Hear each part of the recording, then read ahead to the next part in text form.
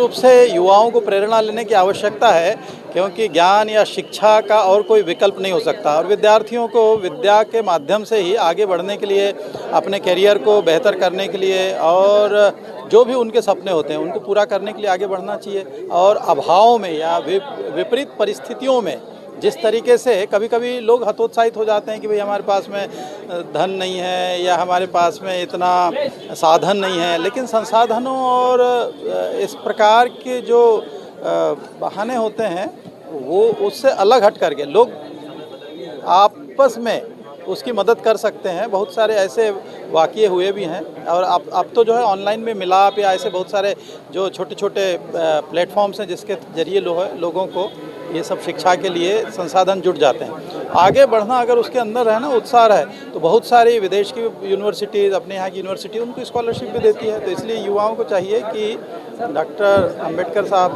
के जो भी जीवन दर्शन है उससे प्रेरणा लें और आगे बढ़ें। किताबों की सर आपने बात की कि जब हम किताबें पढ़ते हैं और मोबाइल से नोट्स इकट्ठा करते हैं, दोनों में कितना अंतर है?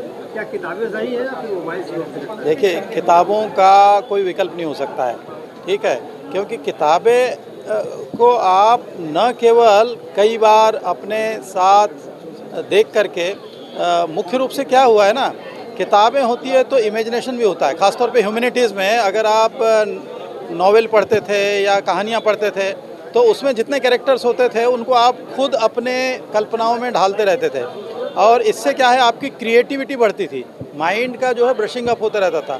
लेकिन जहाँ सब कुछ रेडीली अवेलेबल हो जाता है तो अभी पाया गया है कि बहुत सारे जो स्टूडेंट्स हैं 100% जो मोबाइल पे डिपेंडेंट हो जाते हैं हर चीज़ के लिए। अब आप कैलकुलेट करने की जो पहले क्षमता हुआ करती थी, पहाड़ याद रहते थे, वो नहीं होते, उसने उठा करके सीधा कैलकुलेट कर लेता है। तो डिजिटल जो ज़माना है उसका फ़ायदा तो है ही, लेकिन उसके कुछ नुकसान भी है। तो हमको एक बैलेंस लेकर के चलना चाहिए कि जितनी ज़रूरत है उतना हम डिजिटल युग का फ़ायदा लें और जितनी आवश्यकता है किताबों को हमेशा अपने साथ में रखें।